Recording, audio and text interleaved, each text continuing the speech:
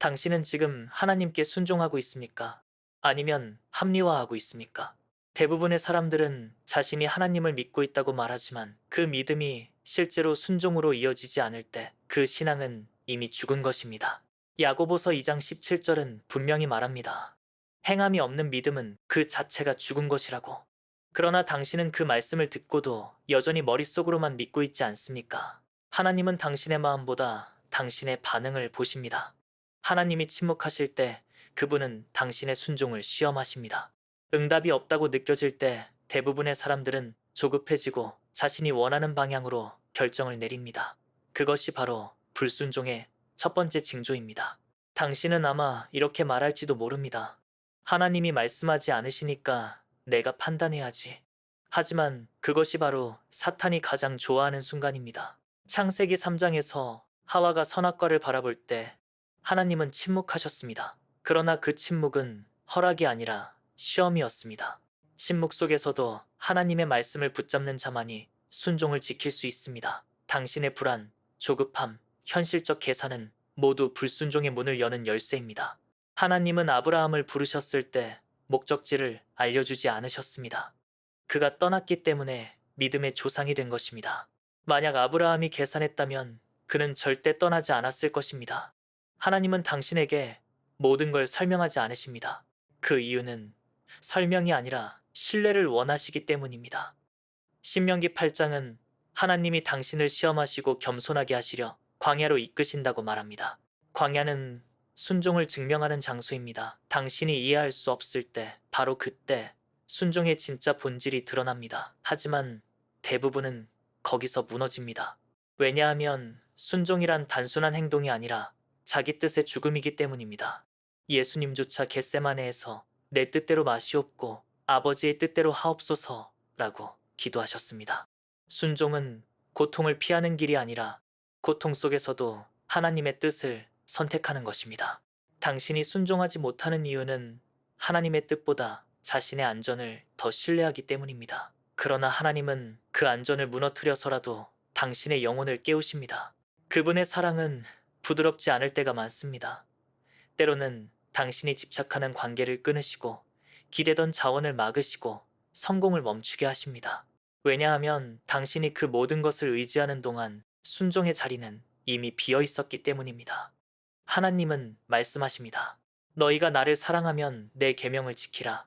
사랑의 진짜 증거는 감정이 아니라 순종입니다.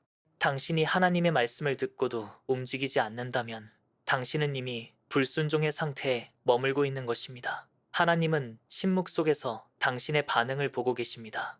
그리고 그 반응이 바로 당신의 믿음의 실체를 드러냅니다. 순종은 선택이 아니라 생존입니다. 왜냐하면 순종은 하나님의 보호 아래로 들어가는 통로이기 때문입니다. 하지만 두 번째로 더 무서운 것은 순종을 잃은 영혼에게 찾아오는 영적 파멸입니다. 불순종은 단순한 실수가 아니라 영적 구조의 붕괴입니다. 사무엘상 15장에서 사울은 하나님의 명령을 부분적으로만 지켰습니다. 그는 좋은 이유가 있다고 생각했습니다. 나는 하나님께 제사를 드리려고 했을 뿐입니다. 그러나 사무엘은 말합니다. 순종이 제사보다 낫다. 하나님은 부분적인 순종을 불순종으로 보십니다.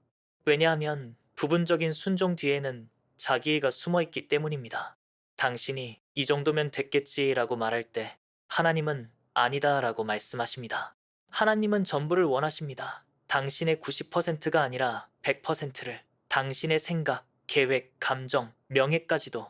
그리고 그 10%의 불순종이 결국 당신의 영혼 전체를 부패시킵니다. 불순종은 처음엔 작게 시작하지만 곧 영적 청각을 마비시킵니다. 처음엔 양심이 찔리지만 반복되면 더 이상 느껴지지 않습니다. 히브리서 3장은 오늘 너희가 그의 음성을 듣거든 너희 마음을 완고하게 하지 말라고 말합니다. 완고함은 불순종이 굳어진 상태입니다. 하나님은 더 이상 말하지 않으십니다. 왜냐하면 이미 들었는데도 따르지 않았기 때문입니다. 이것이 바로 하나님의 침묵이 축복이 아니라 심판으로 변하는 순간입니다. 당신은 하나님이 침묵하신다고 생각하지만 사실 그분은 이미 떠나셨을 수도 있습니다. 사울이 그랬습니다. 하나님이 그에게서 떠나셨을 때 그는 여전히 왕이었습니다. 그러나 그는 더 이상 하나님의 사람이 아니었습니다. 외형은 그대로지만 영혼은 이미 비어 있었습니다. 이것이 바로 순종을 잃은 자에게 오는 가장 무서운 대가입니다. 하나님은 당신을 한순간에 버리지 않으십니다. 그러나 당신이 반복적으로 불순종을 선택할 때 그분은 당신을 스스로의 선택에 내버려 두십니다. 그것이 바로 로마서 1장에 말하는 하나님께서 그들을 내버려 두셨다는 말씀입니다. 하나님이 더 이상 당신을 막지 않으실 때 그건 자유가 아니라 심판입니다. 당신이 원하는 대로 살게 내버려 두는 것이 가장 무서운 형벌입니다. 그때 사람은 죄를 죄로 보지 못합니다. 타협을 은혜로 착각하고 세상적 성공을 축복으로 오해합니다. 그리고 결국 하나님의 임재를 잃고도 모른 채 살아갑니다.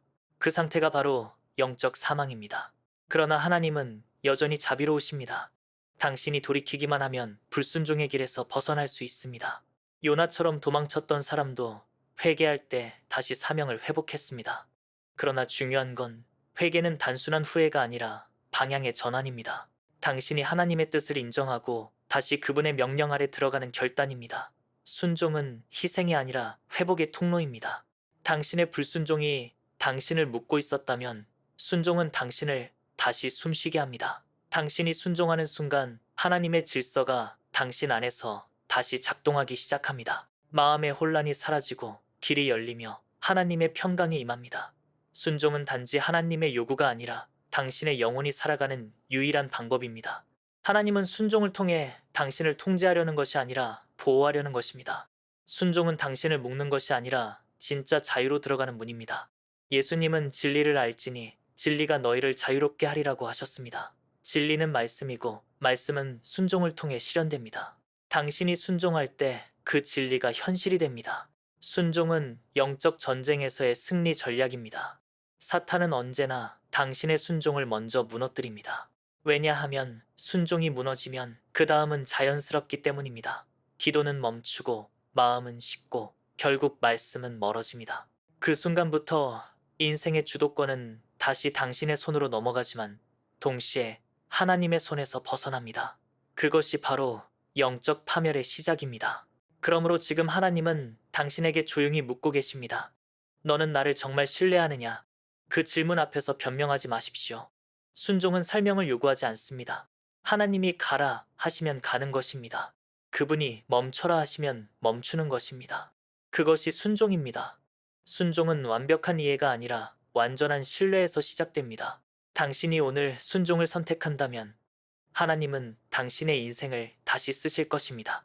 그러나 만약 당신이 계속해서 불순종을 합리화한다면 그분은 결국 당신의 선택을 존중하실 것입니다. 하나님이 더 이상 말씀하지 않으신다면 그건 침묵이 아니라 경고입니다. 오늘 그 음성을 들을 때 마음을 닫지 마십시오. 순종을 잃은 영혼에게 찾아오는 무서운 대가는 단지 외적인 실패가 아니라 하나님의 임재를 잃는 것입니다. 그것보다 더 큰 고통은 없습니다. 하나님은 지금 당신을 부르고 계십니다. 다시 순종으로 돌아오라고. 그리고 그 부르심에 반응하는 순간 잃어버렸던 모든 것이 다시 회복될 것입니다. 이것이 순종의 능력입니다. 당신이 오늘 그 한 걸음을 내딛는다면 하나님은 그 한 걸음으로 당신의 인생 전체를 바꾸실 것입니다. 지금이 바로 그때입니다. 이 사역은 깨어있는 영혼들을 세우기 위한 작은 등불입니다. 당신의 기도와 멤버십 후원이 이 불빛을 지켜줍니다. 하나님 나라를 세우는 동역의 손길로 함께 해주세요. 오늘 영상이 당신의 마음을 흔들었다면 그건 하나님께서 지금 당신을 부르고 계신다는 뜻입니다.